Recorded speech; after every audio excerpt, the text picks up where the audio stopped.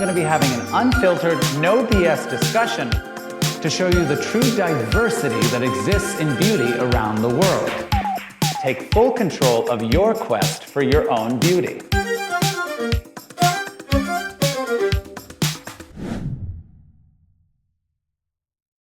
Welcome back to Uncensored Beauty. I'm Dr. Sean. So in today's episode, I'm going to be exploring the gender binary and how that translates into beauty standards around the globe. For so long, there's been this idea that, beauty has been kind of divided into two different pieces, one being feminine beauty and one being masculine beauty.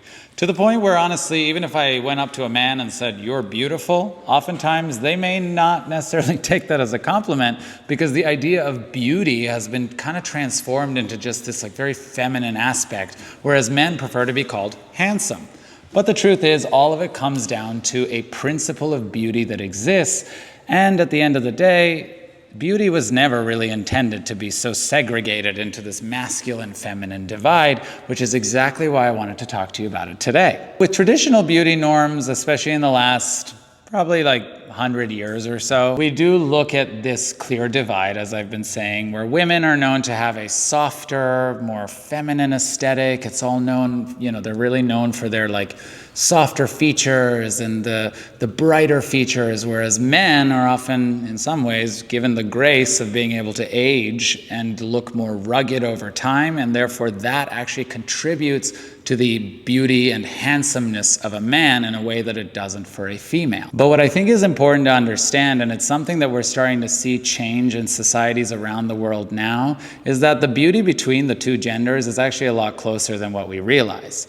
The reality is that so many women who are considered gorgeous figures in modern society are not only the ones who look like soft little Barbie dolls and have not an ounce of hair on them and all these light features. No, a lot of times the most beautiful people, man or woman, actually have quite the merging of both sides of the spectrum into one face. And again, that's what comes down to beauty really being more about harmony rather than being about a singular principle. A good example of this, and what's interesting to me, is the 1980s. If you look at the men who were famous in the 1980s, people like David Bowie, people like Prince or Billy Idol, these people were not exactly following the gender norms of being totally masculine. I mean, Prince was known for wearing higher heels than my mother would wear most of the time.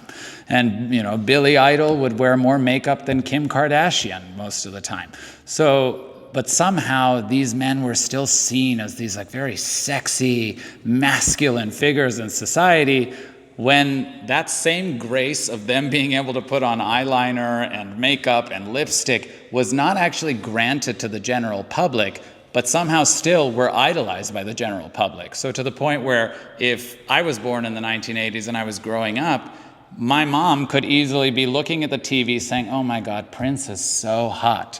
And if I went into my room and I came out, put on a bunch of eyeliner, put on some high heels, did that curl thing to my hair, she'd look at me and say, "What are you doing? You look crazy. Men shouldn't dress like that." Which in and of itself tells you the struggle that exists between trying to put beauty standards into a masculine or feminine box. And I think now in the modern society, we are really seeing those boxes kind of being shattered. I think one person you can really look at to understand how this beauty binary is breaking is Billy Porter.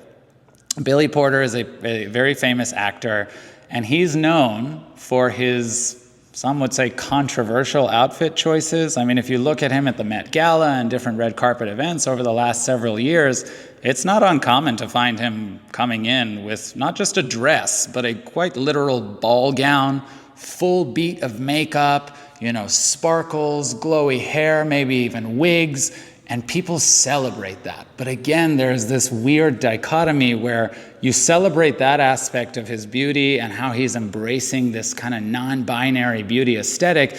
But if you see that on the street on someone who's not a celebrity, there's a weirdness to it.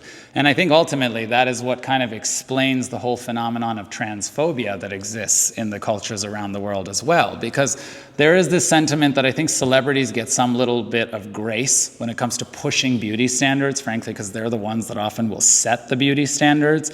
And whatever a celebrity does, it often takes a few years for the rest of society to catch up.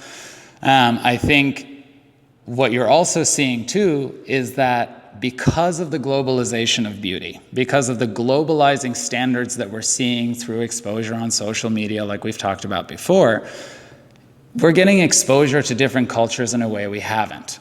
And I think one place that you can really look at that kind of really embraces this idea of non-binary and androgynous beauty standards is going to be in the Asia, like the Eastern Asian and specifically the Southeastern Asian countries.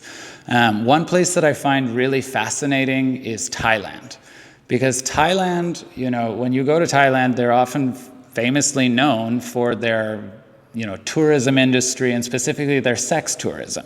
And what is really unique about the Thai people is that they have embraced transgenderism in a way that most Americans would be shocked to find out about. Because oftentimes in the United States, right now, especially, it becomes a hot button political topic. Is transgenderism something that is real? Is it acceptable? Is it natural? But when you go look at Thailand, I myself went and backpacked through Thailand for 5 weeks when I was younger. I was fully in their culture. And what I was shocked to find out was that not only are trans people accepted in Thailand, but there is actually a certain level of respect that's given to transgender people in a way that we almost couldn't imagine here in the United States. And I think that also speaks to the fact that when you look at the Thai people ethnically, there is a more androgynous look between the two sexes. Typically, the males in Thai ethnicity will have more feminine, softer features, oftentimes higher voices, shorter statures, narrower frames. And the women will also kind of be along that same line. So there isn't this kind of clear divide where, we see on like social media influencers in the US, men are considered these like buff, muscular guys, and women are considered these like curvaceous, hairless, gorgeous women who, have not a masculine bone in their body. When you look at Thailand, it's quite the opposite. We are literally seeing a culture that has learned not only how to merge the beauty standards that exist between the sexes, but actually celebrate this. Another place that you also see something similar is in South Korea. Now, if you go look at like K-pop stars, for example, you'll notice that the Korean pop stars, the men and the women, they all have that similar porcelain skin, flawless look. They dye their hair, they even perm their hair, whether they're man or woman. There is a thinness aspect that is really embraced among both men and women. Men are not supposed to be super muscular. Men are also considered more handsome when they're skinnier. So it's really eye-opening when you look outside of the US and realize that, again, we are so boxed in by our own understanding of what is beautiful in our own culture. But when you look beyond the bounds of our own borders, you start to see, okay, beauty actually does change when you go to different places, especially in the gender norm aspect of things. Now, I also think it's not just in the modern era. You look back in history, there has always been kind of this push-pull between the sexes and what that means for beauty. It's the whole principle of yin-yang. Ultimately, the yin-yang principle resides on, as we know, it's the circle, has the black portion, the white portion kind of coming together, and then there is a dot of white in the black and a dot of black in the white. What this is supposed to represent is that there is obviously a difference between the two sexes naturally, but that with ideal balance, there is a part of each sex within the other, and that's what ultimately brings harmony. And I think that can be applied very clearly to beauty standards. At the end of the day, look at Brad Pitt. Personally, as a beauty expert, I wouldn't say that his facial features are the most masculine thing I've ever seen. He has a pretty petite nose, he has very soft skin, high cheekbones, soft features, light hair, all things that on paper you would say, yeah, that sounds better on a woman according to US standards. But when you say Brad Pitt, everyone generally knows you're talking about a very handsome person, and that's because along with his square masculine jawline, he has these feminine features to soften him up, because it's that balance that's really going to give you the sense of beauty. It's not all about just being one singular thing, and especially in the gender binary aspect of things. So I think ultimately what you have to realize as a person who's going through their own journey with beauty, you have to pick and choose little pieces of whatever you think looks best on you. I mean, even me, for example, as you see here, my hair is not exactly the most masculine thing on the planet. Women are the ones who often say they're jealous of my hair more than men are, because there is a feminine component to having long hair. But I don't care, because I like the way that it looks on me. And how do I balance that out? Sure, I have the long feminine hair, but I also have a very full beard. That is also not a very feminine feature and is actually a very masculine feature. So these two things together, though, somehow merge and create an aesthetic that at least I personally find to be an attractive one, and one that makes me feel comfortable in my own body. So this shows you, don't just go by the standards that you're given by society. At the end of the day, what the beauty industry is doing, they are selling things to you based off of what they feel is popular in the current moment. But just because the beauty industry is pushing a single ideal on you now does not mean that's going to be the ideal in the future. And again, when it comes to fashion and beauty, the reality is, just because the supermodel looks a certain way doesn't mean you also have to look the same way. Your job with finding your own beauty, finding your own fashion sense, is to take pieces of what you see, bring them together, and make it your own. And that same thing applies to how gender is applied to your beauty aesthetic, ultimately.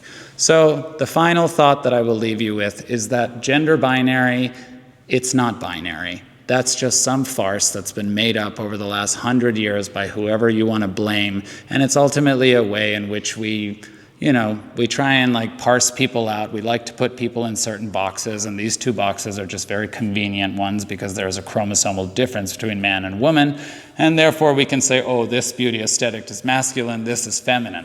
But at the end of the day, beautiful people encompass a little bit of both, and looking at different cultures, we really realize that the biggest BS we've been fed is that there has to be a binary when you're talking about beauty in the guise of gender. So with that said, now we're going to go ahead and go to our Glam Gasp segment, where I will be exploring a piece of news from around the world that is shocking about the world of beauty. All right, so for today's Glam Gasp, we're going to be looking at a phenomenon that's been rising thanks to social media and at the misfortune of medical practitioners around the world, and it's DIY cosmetic at-home enhancements. The amount of ads I have seen on TikTok and Instagram and different social media sites of all these different, at-home fillers or at-home thread lifts or at-home lasers that you can do just for, using a $200 machine that you buy online and never need a medical practitioner to take a look at you. Well, does that sound too good to be true? Well, it is, because there's no way that you can safely do these things at home without having potentially catastrophic outcomes.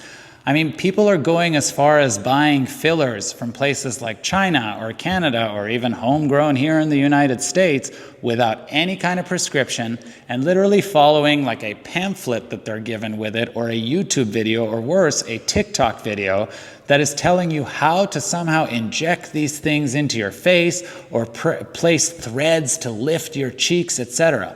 There's a reason why these things are done by medical practitioners, because ultimately, even when the most skilled medical practitioner is doing it, it still comes with risks. That's why you are told to sign a consent, even if you're getting Botox injections, because in that consent, it states to you all the possible risks.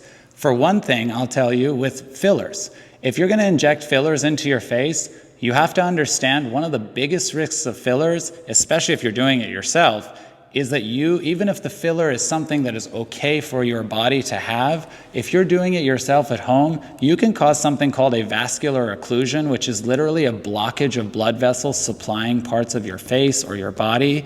And by blocking these blood vessels, it can lead to catastrophic outcomes like blindness. It can lead to loss of skin, loss of tissue, disfiguration, infection. The list goes on and on. But it has just been bewildering to me to see the amount of people out there, not only who are doing this to themselves, but also pushing this product out to people that are following them and trusting them with their advice. So my general advice is, if you see something that claims to be a DIY, easy fix, DIY plastic surgery at home, run away, and frankly, please, for my sake, report the account, because that is totally inappropriate and totally negligent on whoever is pushing that for you. So with that said, I hope you enjoyed this episode of Uncensored Beauty. I'm Dr. Sean. If you enjoyed it, please go ahead and smash the subscribe button below, and I'll see you next time.